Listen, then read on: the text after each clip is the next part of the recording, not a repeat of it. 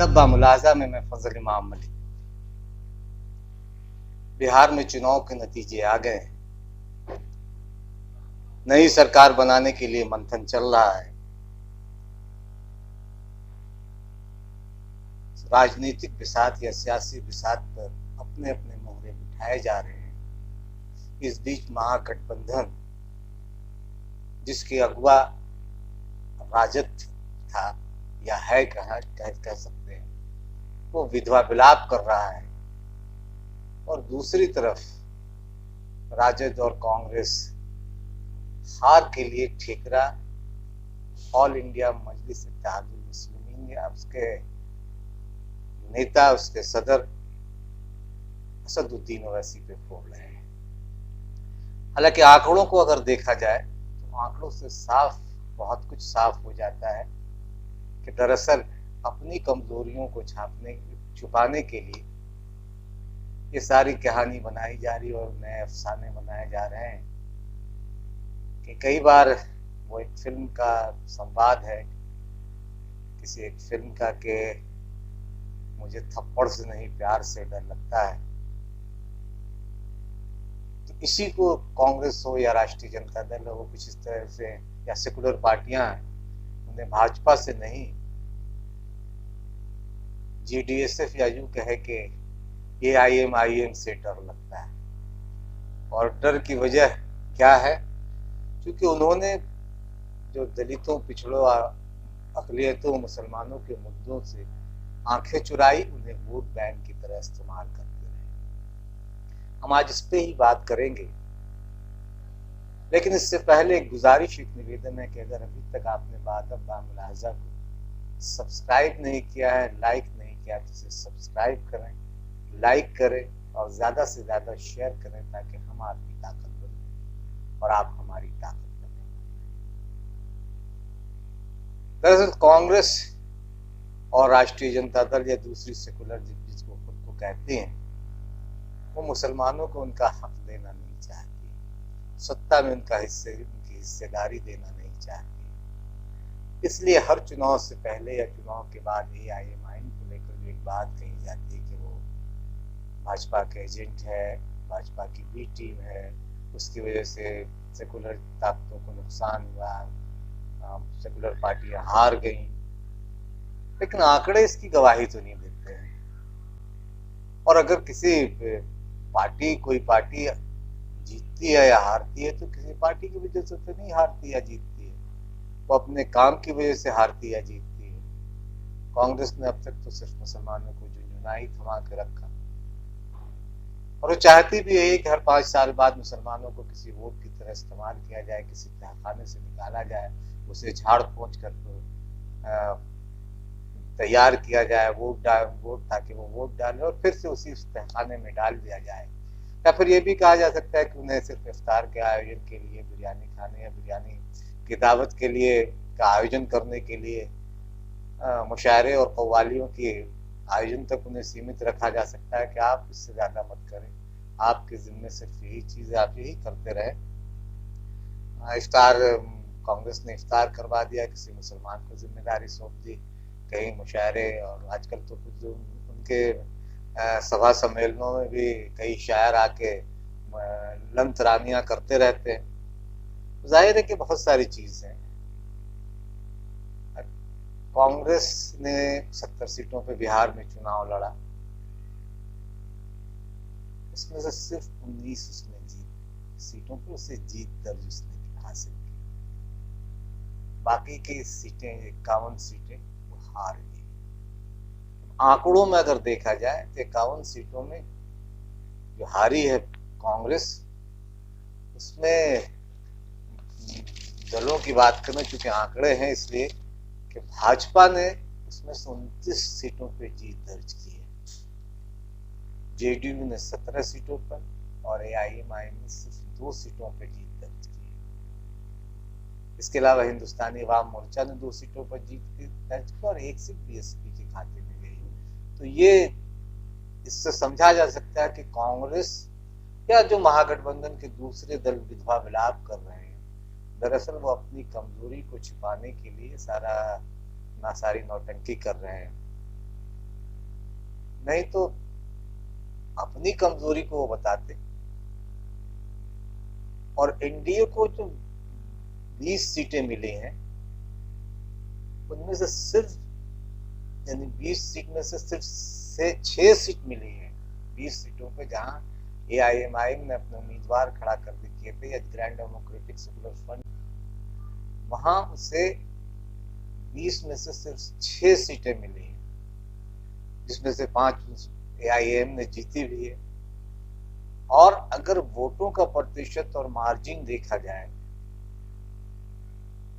तो ऐसा मार्जिन बहुत नहीं, अंतर से नहीं जीते हैं एनडीए के उम्मीदवार, जिसे लेकर हाय तौबा मचाया जाए इससे कि एआईएमआईएम ने उन्हें हरवा दिया या उनकी वजह से वोट कट गया या वोट कटवा जैसी बातें, जो एक नैरेशन चलता है। और इस चुनाव के बाद भी जो बीजेपी के या कांग्रेस के नेता, कांग्रेस के प्रवक्ता चैनलों पर वोट कटवा और बी टीम बोलते रहे, कम से कम एक बार आंकड़ा देख लें तो उनकी आंखें कम से कम सच तो बोले कि उन्होंने मुसलमानों की अनदेखी की है, अकलियतों को सिर्फ वोट बैंक समझा, पिछड़ा दलितों को सिर्फ वोट बैंक समझा, वोट लिया और फिर अपनी सियासत चमकाई और फिर सारे मुद्दों से भूल गए। अगर नहीं भूले तो कम से कम श्री कृष्ण कमीशन की रिपोर्ट तो महाराष्ट्र में टेबल किया गया होता। अब तो वहाँ यूपीए की सरकार थी, शरद पवार और कांग्रेस गलबहियां करके सरकार चला रहे थे, लेकिन श्री कृष्ण रिपोर्ट वहाँ पेश नहीं की गई। तो बहुत सारी बातें हैं। किन किन बातों का रोना रोया जाए कि कांग्रेस ने क्या किया मुसलमानों के लिए। सिर्फ जवानी जवाहर चच्चर कमेटी की रिपोर्ट सामने आई, उसके बाद भी कोई बहुत ज्यादा एक्सरसाइज तो मुसलमानों के अधिकार दिलाने के लिए यूपीए सरकार ने नहीं की। सवाल तो उठने लाजमी, अपने गिरबान में कौन झांकेगा? तो दूसरे पर उंगली उठा दो कि वो वोट कटवा है, वो बी टीम है। तो महागठबंधन को जहां जहां एनडीए ने हराया, तो ऐसा एआईएमआईएम के उम्मीदवारों के वोट इतने नहीं मिले, बड़े अंतर से हराया। इसलिए ये कह देना कि उसकी वजह से एनडीए जीत गई और महागठबंधन हार गई, मुझे लगता है कि सिर्फ अपनी खामियों, अपनी गलतियों को छिपाने के लिए सब दलीलें दी जा रही हैं। और वो चाहते भी हैं, महागठबंधन, चाहे वो राष्ट्रीय जनता दल हो या कांग्रेस हो या दूसरे सहयोगी दल हो, वो ये चाहते भी है कि मुसलमान सिर्फ वोट बैंक बने रहें, दरी उठाएं, कव्वालियों की महफिल सजाएं, मुशायरे करवाएं, बिरयानी खाते खिलाते रहें और इफ्तारों का आयोजन करें, चादर चढ़ाएं। यही सब मतलब जो उनकी इन्हीं सब में उसे उलझा कर रखा जाए, तमन्नाओं में उलझाया गया हूँ और खिलौने दे के बहलाया गया हूँ जैसी बातें कर। देखिए आंकड़े भी देख लें कॉन्स्टिट्यूंसी वाइज, चूंकि बिना आंकड़े की बात करना, कॉन्स्टिट्यूंसी वाइज भी देख लें। शेरघाटी से मंजू अग्रवाल आरजेडी की चुनाव जीता, वहां से एमआईएम के भी उम्मीदवार थे और उन्हें करीब 14,951 वोट आए हैं और उन्होंने वहां जदयू के विनोद प्रसाद यादव को हराया। इससे समझा जा सकता है कि क्या मार्जिन रहा और जीते वहां से राष्ट्रीय जनता दल ने। फुलवारी शरीफ, यहाँ भी महागठबंधन के गोपाल रविदास जीते सीपीआईएमएल के, उन्हें 91,124 वोट मिले। अरुण मांझी जदयू के थे जो 77,000 से कुछ ज्यादा वोटें लेकर, और यहाँ जो कुमारी प्रतिभा थी एआईएमआईएम की उम्मीदवार, उन्हें 5,000 से कुछ ज्यादा वोट मिले।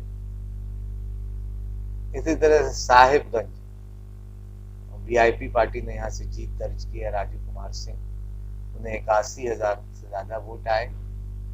राष्ट्रीय जनता दल के राम विचार राय को लगभग 65,000 से कुछ 65-66,000 वोट आए। और यहाँ से मोहम्मद मुकीम, जो एआईएमआईएम के कैंडिडेट थे, उन्हें सिर्फ 4,000 वोट आए, 4,055। तो समझा जा सकता है कि कितना वोट काटा, कैसे वोट कटवा हुए, इसको समझा जा सकता है। साहेबपुर कमाल, यहाँ से आरजेडी के उम्मीदवार जीते हैं, सत्यानंद ललन उर्फ ललन, उन्हें 64,888 वोट मिले, उन्होंने जदयू के शशिकांत कुमार शशि को हराया, जिन्हें 50,000 से कुछ ज्यादा वोट मिले। और यहाँ से AIMIM के उम्मीदवार थे गोरेलाल राय, जिन्हें 7,933 वोट मिले। और यहाँ जीत हार का जो अंतर रहा, लगभग 14,225 वोटों से जीते आरजेडी के उम्मीदवार। तो एनडीए भी ये नहीं लगा सकती है, एनडीए भी है AIMIM या GDSF के पर ये आरोप नहीं लगा सकती है कि वोट कटवा है। इस अमौर में तो अफजल ईमान जो AIMIM के अध्यक्ष भी हैं बिहार के, 94,468 वोट लाए। अगर वोट कटवा दी पार्टी 1 लाख के करीब वोट लाए। मोहम्मद शहबाज आलम जो AIMIM के कैंडिडेट है 5,316 वोट लेके। इसी तरह से किशनगंज में भी कांटे की, यहाँ भी कांग्रेस जीत गई। अब अगर कांग्रेस से AIM ना होती तो शायद कांग्रेस और जाती। कांग्रेस जीत हार का अंतर बहुत ज्यादा नहीं रहा। और कमरुल होदा जो पूर्व विधायक थे वहाँ के, वो भी अच्छा वोट लेके आए। हो सकता है कि इसी के बुनियाद पे उन्हें वोट कटवा कहा जा रहा है, लेकिन अगर वो ना होते तो शायद भाजपा वहाँ से जीत जाती। सीटी सिंह बीजेपी के उम्मीदवार थे, जिन्हें इजहारुल हुसैन कांग्रेस ने करीब 1,381 वोटों से हराया। 61,078 वोट मिले हुसैन साहब को। और स्वीटी सिंह 59,697 वोट लाई। कमरुल होदा जो पिछला चुनाव जीते थे वहाँ को हार गए, तीसरे नंबर पर है। उन्हें करीब लगभग 42,000 वोट है। तो हो सकता है कि यहाँ वोट काटा हो सकते हैं। फिर हो सकता है कि इसी एक सीट की बुनियाद, हालांकि इसका इल्जाम तो भाजपा को लगाना चाहिए। कांग्रेस कैसे लगा रही समझ में नहीं आ रहा है, क्योंकि चुनाव वहां से जीता है। ऊंचा दामन से मोहम्मद इजहार आसफी साहब चुनाव जीत गए हैं। करीब 36,000 वोटों से उन्हें 79,000 वोट आए। जदयू के मुजाहिद आलम को उन्होंने हराया 43,750 वोट से। मनिहारी से मनोहर प्रसाद सिंह कांग्रेस के जीते, जिन्हें 83,000 से ज्यादा वोट आए। शंभू कुमार सुमन जदयू को उन्होंने हराया करीब 21,000 से ज्यादा वोटों से। और यहाँ जो वरिति मुर्मूर हैं उन्हें 2,475 वोट आए। नरपतगंज से बीजेपी के जयप्रकाश यादव जीते, करीब 1 लाख वोट उन्हें आए। अनिल कुमार यादव आरजेडी के, उन्हें 69,787 वोट आए। और 28,601 वोटों के अंतर से वो जीते हैं, मतलब बीजेपी का उम्मीदवार। यहाँ जो हदीस AIMIM के थे वो 54,995 वोट ले आए, 5,000 से ज्यादा। इसी तरह से प्राणपुर में निशा सिंह बीजेपी की जीती, उन्हें लगभग 80,000 वोट आए। तौकीर आलम कांग्रेस के हैं, उन्हें 77,000 वोट आए, 77,000 कुछ वोट आए। और 2,972 वोटों से वो बीजेपी ने यहाँ से सीट निकाले, निशा सिंह जीती। और यहाँ से जो AIMIM के उम्मीदवार थे हसन महमूद अहमद, उन्हें सिर्फ 508 वोट मिले। पता नहीं किस बुनियाद पे वोट कटवा हो गया वो।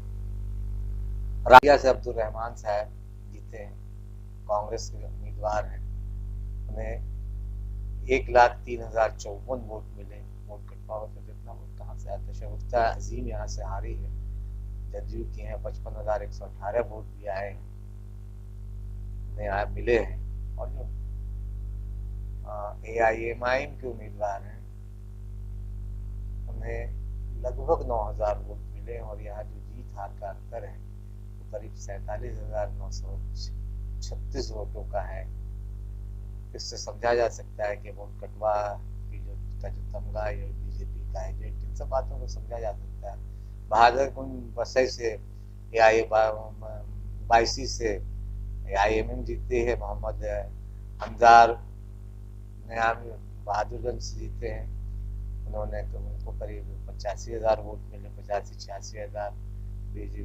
VIP के लखनलाल पंडित को हराया उन्होंने लगभग 45,000 वोटों से। बाईसी से सैयदुद्दीन अहमद जीते, उन्होंने बीजेपी के विनोद कुमार को लगभग 16,373 वोटों से हराया। तो यहाँ तो वोट कटवा नहीं हो सकते हैं वो। छातापुर यहाँ से बीजेपी के नीरज कुमार सिंह जीत गए। नीरज कुमार को 93,000 से ज्यादा वोट आए और यहाँ जो आरजेडी के विपिन कुमार सिंह थे वो 73,120 वोट ले आए, यानी 20,635 वोटों के अंतर से उन्होंने हराया।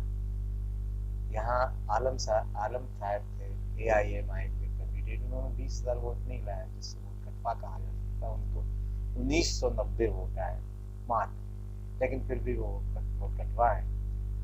जो कि हाट से शाहनवाज जीत गए, उन्हें करीब 59,596 वोट काटे की चक्कर थी। भाई अपने बड़े भाई सरफराज आलम को हराया, दोनों सीमांचल के गांधी के नाम से मशहूर तस्लीमुद्दीन के बेटे हैं, और करीब 7,383 वोटों से शाहनवाज यहाँ जीते, इसलिए यहाँ भी वोट कटवा नहीं कहा जा सकता है। अब कस्बा है, कस्बा में कांग्रेस जीती, आफाक आलम जीते हैं, 77,000 से ज्यादा वोट आए। LJP के प्रदीप कुमार दास को आया, बीजेपी नहीं है, JDU के सिंह ने नहीं, LJP के प्रदीप कुमार दास को हराया, इन्हें करीब 60,000 से ज्यादा वोट आया और जीत हार का अंतर करीब 17,278 रहा। और मोहम्मद शहबाज आलम जो AIMI के कैंडिडेट है, 5,316 वोट निकले। इसी तरह से किशनगंज में भी कांटे की, यहाँ भी कांग्रेस जीत गई। अब अगर कांग्रेस से AIM ना होती तो शायद कांग्रेस और जाती। कांग्रेस जीत हार का अंतर जदयू के हैं, वो 81,000 से ज्यादा वोट लाए, उन्होंने अविनाश मंगलम RJD को करीब 2,304 वोटों से हराया। और रोशन देवी जो AIM की उम्मीदवार थी, उन्हें 2,412 वोट मिला। हो सकता है कि यहाँ इस वजह से कांग्रेस या RJD आरोप लगा रहे हैं कि वोट कटवा है।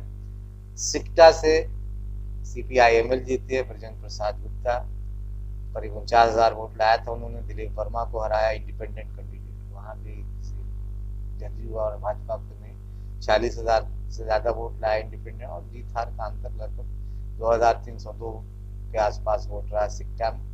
और यहाँ से रिजवानुल्लाह उर्फ रिजवान रियाजी ने, AIM के कैंडिडेट थे, उन्हें 8,519 वोट मिले। ठाकुरगंज यहाँ से शाहूद आलम जीते RJD के, उन्हें करीब 80,000 वोट मिले। इंडिपेंडेंट यहाँ भी गोपाल कुमार अग्रवाल, उन्हें करीब 56,000 वोट मिले, यानी जीत हार का अंतर यहाँ करीब 23,000 से ज्यादा का रहा। और महबूब आलम जो AIM के कैंडिडेट थे, वो उन्होंने भी अच्छा वोट लाया और 18,925 वोट उन्हें मिले। और बरारी यहाँ से विजय सिंह जदयू के हैं, वो 81,452 वोट लेके आए। नीरज कुमार जो RJD के थे, उन्हें 71,314 वोट मिले, यानी 10,000 से ज्यादा हार जीत का मार्जिन रहा। और यहाँ से राकेश कुमार रोशन जो के AIM के उम्मीदवार थे, उन्हें करीब 6,500 वोट मिले। इन आंकड़ों को समझने के बाद ये समझा जा सकता है कि अधिकांश सीटों पे तो महागठबंधन ही जीती है, 2-4 सीटों को छोड़ दे। और जहां जीती है NDA, जहां जीता है, वहां भी सीटों वोटों का फासला ऐसा नहीं है जिसे लेकर किसी कोई वोट कटवा कह सकता है, भाजपा के एजेंट कह सकता है। जाहिर है कि ये अपनी जो जिसको कहा जा सकता है अपनी खामियों को ढकने के लिए सारी कुछ इल्जाम तराशी हो रही। इन सब के बीच जो AIM के 5 विधायक, GDSF के 5 विधायक हैं, वो हैदराबाद में अपने सदर जनाब असदुद्दीन ओवैसी से मिले। हम उन तस्वीरों के साथ आपको